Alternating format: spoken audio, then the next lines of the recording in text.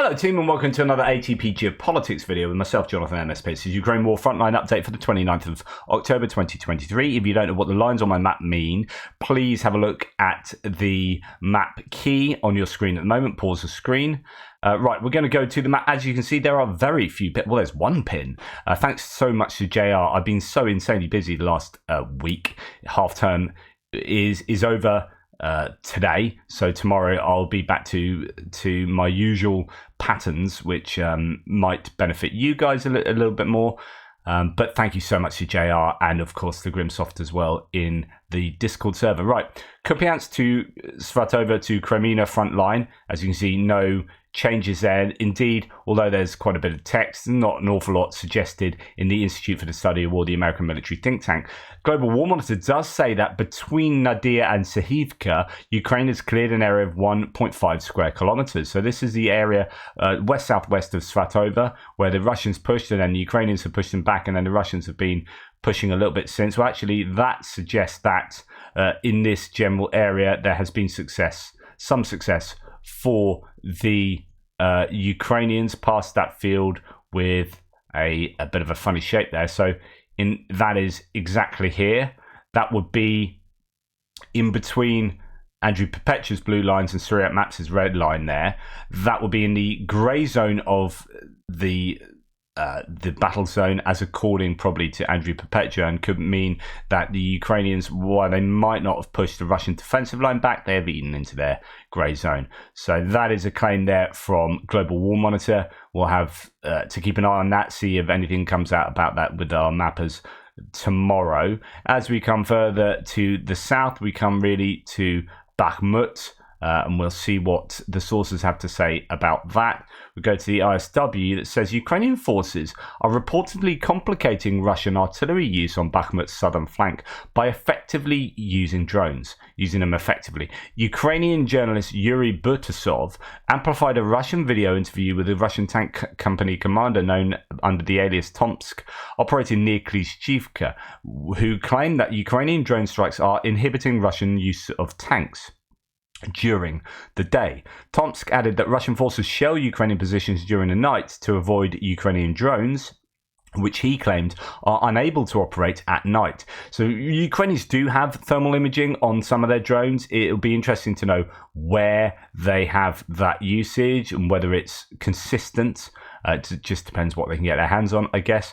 Butasov interpreted Tomsk's statements as an indication that Russian artillery is operating far from the front line to avoid Ukrainian kamikaze drones, which impedes Russian forces' ability to carry out direct fire. So it could be a case of them bringing up their artillery up to a close enough range that they can use them effectively, but that has to be done at night. And that would have to be done as well with pre-arranged coordinates, because I doubt they'd be spotting in the nighttime themselves with their own drones, because I doubt they would have thermal options on their drones themselves. Although it's possible, it's more likely that they are in the daytime getting their coordinates, bringing the artillery up at night, firing them off at night, because it keeps them safe from the Ukrainian counter-battery fire. And by counter-battery fire, I really mean what they do with their drones, because that's how they use their drones often along the front line, which is as a form of counter-battery. And then pull them back during the daytime and don't use their artillery in the day to support their activity, because it doesn't have the long enough range to do so. There is, as you can see, some changes for the map for Syriac Maps in this area near Bakivka Reservoir, where the Russians have been pushing the Ukrainians back. That's in line with what Deep State Map had changed in that particular area over the last week. So that is an area where the Russians are having some success. Otherwise, down south of Bakhmut, the Ukrainians have had more success there, but it seems to have gone quiet the last few days. There has been bad weather, and that's probably what explains a lack of movement of either side over the last 2 days. Anyway, then we'll come to Avdiivka here, where the ISW says, we'll look at the ISW before going to look at some of the other sources. Most of the sources concern here, although there's quite a bit to be said about Kherson today. A Kremlin-affiliated mill blogger, says the ISW, claimed that on October the 28th, the Russian forces advanced near Stepova, that is in the north up here by Krasnohorivka, across the railway line to Stepova. So that's the area we're talking about, and attacked near Severny, which is to the south here, just north of Vodjany. So again, trying to close that gap with that sort of pincer movement, attacking both Stepova and Severny, and as well trying to get to the coke plant here, which is very close to the Russian lines. Another Russian mill blogger claimed that Russian forces are fighting and shifting their attacks towards the coke plant just south of Stepova, control the waste heap near the Avdiivka coke plant, and are involved in fierce battles along the railway southeast of Stepova and northwest of the waste heap. That's interesting because that is here as well. So it could be that Ukrainians are maybe trying to put up a good defense here, or maybe even counterattack in this area by Vesely and Kamyanka. Vesely is not named on the map for some reason, but that is I think this is Vesely here. But yes, anyway, so activity going on there, here, all the way around there, and in this general area, as well as to the south at Severny. So that is what the ISW is saying. They do continue. Butasov stated on the 26th, that's a couple of days ago now, that Russian forces have advanced within 600 meters of the northern industrial area of Avdiivka. That's a coke plant. So that's, that you would assume that could well have changed by now, but it might have been 3 days of stasis in hopes of using the industrial area to enter the city itself. A Russian source published footage on the 28th of Russian forces conducting airstrikes against Ukrainian positions in the coke plant. That they've done for some time, to be perfectly honest. They started these airstrikes actually before the 10th. They were softening up, shaping the area. Some people, Andrew Popocha talks about this, saying that really this counteroffensive didn't start on the 10th. It started really on October the 1st, shaping operations and then the big attack. As I've said over the last few days, if the Russians do manage to get into the coke plants, then that is, it's not that the writing's on the wall, but it's going to be close to. You can't see them being pushed back out. So I think it's really important that the Ukrainians stop them from doing that. And there are some rumours that the Ukrainians are looking at throwing in quite a lot to this area. We might start seeing more Western equipment. We might start seeing reserves thrown in there as well.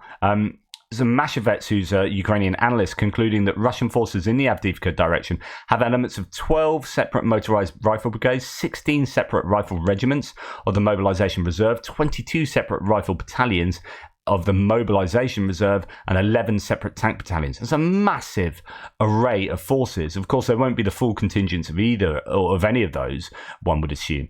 A separate motorized rifle battalion and 3 consolidated tactical detachments of the battalion level, including bars. So those are reserves, and Storm Z units. Those are penal units. Wow. Mashevets added that Russian forces likely have 3 motorized rifle regiments, 7 reserve motorized rifle battalions, and 2 bars units available in reserve in the Avdiivka direction. That is a phenomenal amount of troops potentially. Now, the ISW is unable to verify this independently. The UK MOD has assessed that only that Russian forces have committed elements of up to 8 brigades to the Avdiivka front line. The ISW has routinely assessed that Russian military units are likely generally undermanned and may be battalions, brigades or regiments in name only, with much smaller personnel complements than their echelon designations would otherwise suggest. The irregular DNR and LNR forces, which have become formally integrated into Russian armed forces in 2023, may also lack conventional organisation and complements. Right. Goodness me. So that is to say that this is potentially one big roll of the dice for the Russians. They are, if you believe some of those claims, throwing an awful lot at this. This could be their new Bakhmut as a kind of big PR victory, a big potential PR victory. What do the Ukrainians do with that? It's difficult to say. Here is Dmitry from War Translated saying Russian observers discussing Avdiivka here. Perspectives are hazy and bloody for them. So this is Russian source saying it can also be said for sure that without the infantry who will walk all the way to the plant and then clear it out, nothing will happen. Therefore, stormtroopers are needed, a lot of stormtroopers, because you need to go to Avdiivka from 2 directions, on foot, behind the armor. From the side of the waste dump, we came close, but not up close. The coke factory is still more than 700 meters away. From the Pisky side, and Pisky, if you remember, is down here. So we have Pervomaisky, this long, thin settlement that as it gets to this kind of junction there, it becomes Pisky. So anything from here onwards is Pisky. And the Ukrainians are having a little bit more success going in that direction, whilst also struggling maybe in the Vodyanya, Opitny, Spartak areas, but it could be trying to get in behind the Russians there to cause them issues. Well, anyway, this guy says from the Pisky side, the distance to the plant in a straight line is more than 5 kilometers. And on this section, there are significant obstacles in the form of villages of Severny, Tonyenka, and Lastochkina. That is these places here. So basically, instead of concentrating on Pisky, it's really from here, from Vodyanya and Opitny, 5 kilometers up to the coke plant, and it's difficult terrain for the Russians to gain. With such tactics and strategy as it was before, it will not be possible to enter them quickly. In addition, the advance to Pervomaisky also stalled. This means that the work of the barrels from Pervomaisky will actively interfere with the advance from Pisky to the coke plant. Quite sure what that means.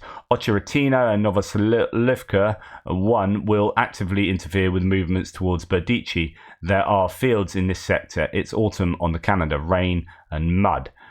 So again, not 100% sure of exactly what is meant there, but these are the places they're talking about. Ocheritny there, Berdichi.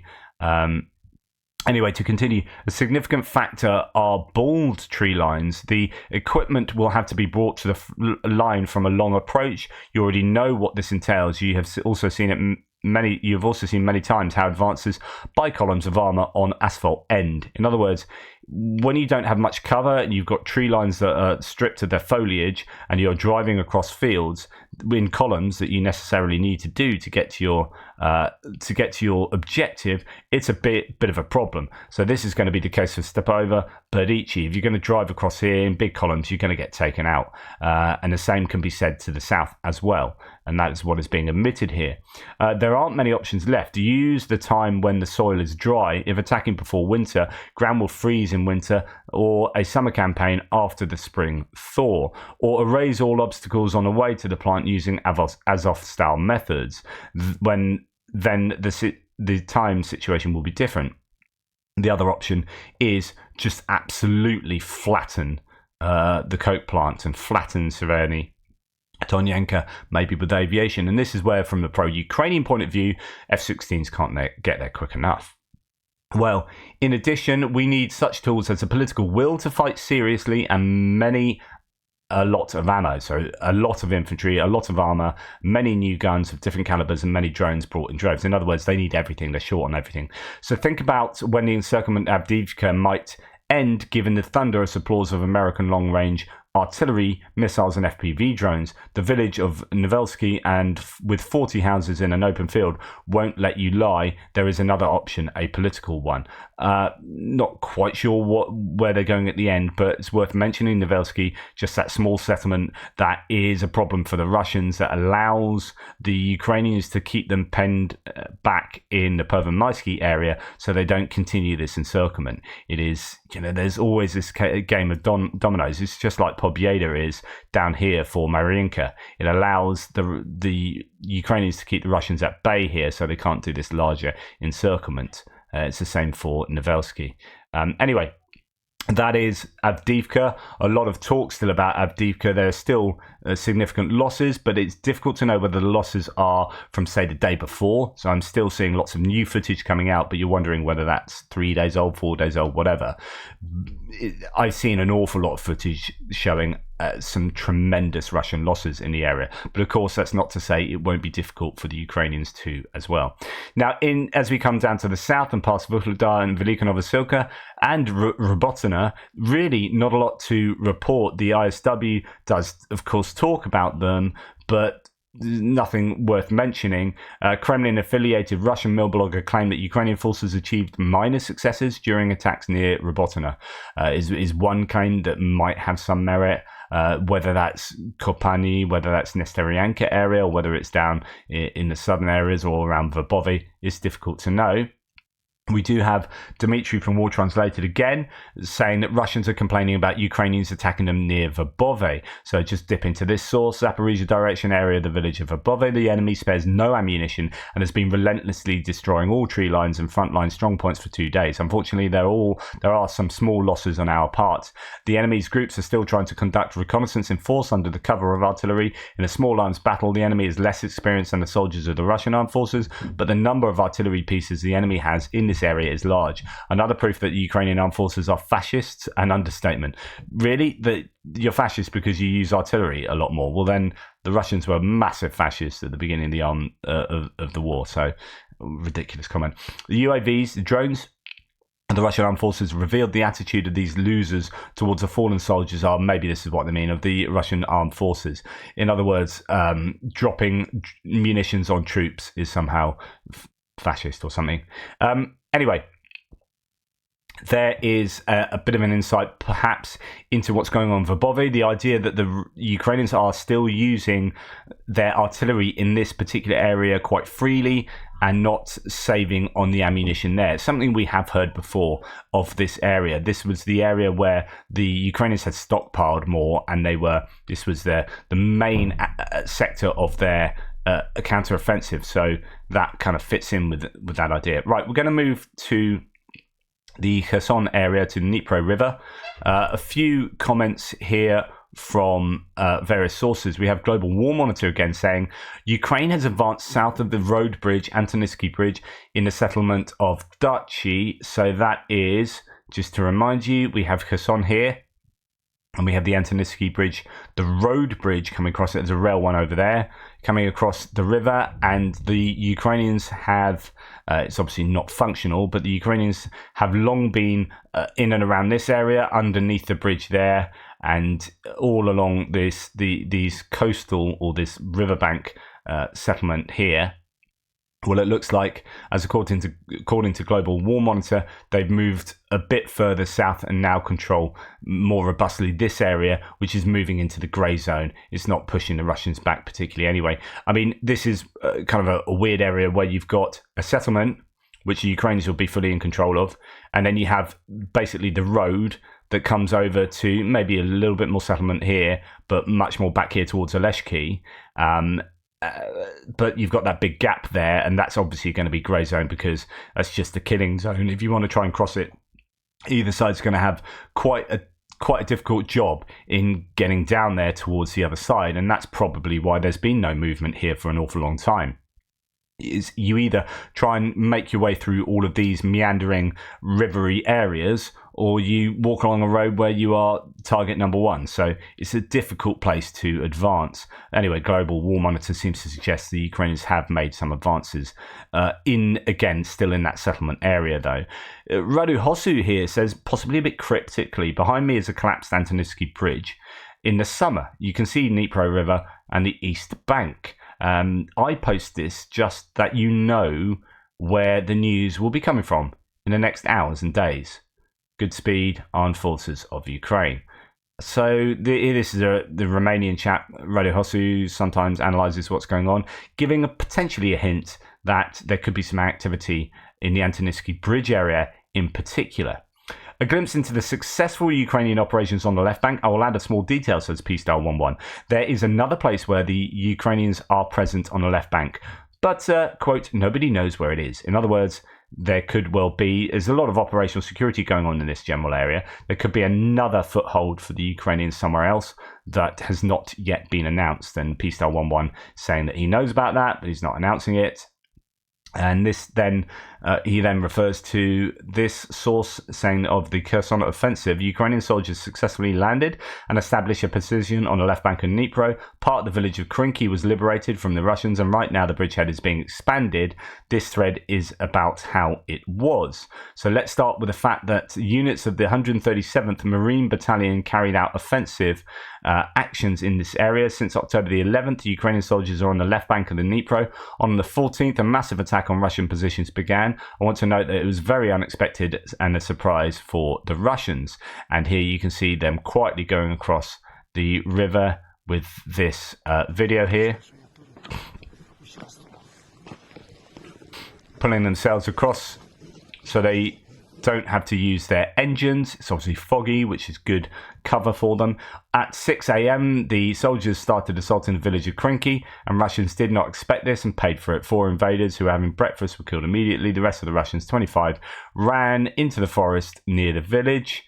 They were later sent by the Russian command together with special assaulters to retake the village, but it was not successful and those assault groups were destroyed. During this assault, 2 Russian soldiers surrendered without firing a single shot. The first of the prisoners is 60-year-old resident of Smolensk region who was in prison 40 years ago and went to Ukraine to earn money. The second is a 39-year-old. They were mobilized by the Putin's regime. Thanks to them, the Ukrainians found out very interesting things. Yeah. And there we go, a bit of intelligence gathered from that. Anyway, that's the end of that source. We have Dmitry from War Translated again giving us a Russian source saying that Ukrainian forces continue daily terrorizing Russians on the left bank of the Dnipro River. Russian source says Kherson direction, the Antonivsky Bridge area. It is reported that another sabotage group of the enemy has been discovered. Machine gun fire was opened at the fast boat. The enemy, I presume that's the Ukrainians here, escaping the shelling, also opened fire directly from the boat. The timely actions of our soldiers prevented the enemy from landing. Let us note that the Ukrainian armed forces still do not stop trying to cross and gain a foothold on the left bank of the Dnipro. To do this, they use quite sophisticated methods such as an artillery raid on any part of our positions, hiding the main attack, and then they rush at all speeds into the channels that they control, or they use bad weather to concentrate at least some forces for a breakthrough on the nearby islands. Nevertheless, our fighters continue to identify enemy groups and suppress all enemy attempts to create a bridgehead. So I thought that would be an interesting little snapshot. Now here is the ISW states of the area. Just the last bit here. Geolocated footage published on the 28th indicates that Russian forces are marginally advanced east of Krinky. So let's first of all go to Krinky. That's up in this area where Syriac maps have shown them pushed much further back than, say, Andrew Perpetua, that only has the Ukrainians pushing into just a few houses on the edge of Krinky. Is difficult because there just isn't a video. I mean, any of these claims could be true. There's just so little video evidence coming out that it's very difficult to make definite conclusions here. Well, this is reportedly a Russian field ammo site being destroyed, and Digital Forward Observer says they think it's here, but it's not 100%. Nonetheless, if the Russians have a field ammo storage at this position, then that tells you possibly that the Russians are active there. Let's go and see where that is. And that would be back here. So I don't, again, this is an example for me of like, I'm not quite sure what the ISW is saying here. Like, Russian forces are marginally advanced east. That to me indicates that the Ukrainian forces have advanced. In fact, it doesn't indicate anything. It's a field ammo store being blown up by a drone, and that could be anywhere behind enemy lines. So that was what was referenced in the footnote to that ISW claim. So yeah, not 100% sure of that. Nonetheless, we will continue. Although, having said that, I've just found this could be a readjusted geolocation of that. So we'll see if that changes where the initial geolocator had it, who wasn't 100% certain. Yeah, just adjust it a little bit, but it's still way behind Russian lines. So my conclusions are still exactly the same there. And that's what's happening there. We'll just dip into the ISW. Sorry, that's a footnotes there. I mean, this it's just, when I quote from the ISW, you've got to remember they do source everything they say quite substantially. Ukrainian forces maintain positions in Krinky and continue amid continued operations on the east bank of the Dnipro. Russian mill bloggers acknowledge that Ukrainian forces maintained unspecified positions there on the 27th and 8th. The prominent Russian mill blogger claimed that yesterday there were meeting engagements near Poima, Pishchanivka, Pidstepny, and Krinky. Another Russian mill blogger claimed that Ukrainian forces attempted to advance in the direction of Pishchanivka. A Russian mill blogger claimed 2 days ago that Ukrainian forces also unsuccessfully attacked in the direction of Pishchanivka in the evening. And the Ukrainian Southern Operational Command spokesperson Humenyuk stated yesterday that Ukrainian forces are concluding unspecified combat operations on various appropriate sectors of the front in the Kherson direction and destroying Russian positions and observation posts on the Dnipro River Delta Islands. So those places, by the way, we've got Krinky here, Bidstepny, Pishchenivka and Poima, all these areas seeing activity, but how far the Russians have been pushed back there, if at all, is something of an unknown. But there could also be another bridgehead, as according to Pistal 1-1 earlier, a bit cryptically, and Radu Hosu possibly indicating that activity could take place around Antonivsky Bridge. But again, who knows? We'll have to wait and see. Anyway, thank you for watching. Please like, subscribe and share. Remember to select, when you do subscribe, the all instead of personalized from the drop down menu from the subscription button, because it apparently helps or something. I don't really understand these things. Anyway, thank you. Really appreciate all your support, your continued support. It is incredible. I am honoured. Thanks to Mikey from Cambridge as well for his support yesterday too. Anyway, take care, and I'll give some more individualised thanks out in the next couple of days. Take care. Speak soon.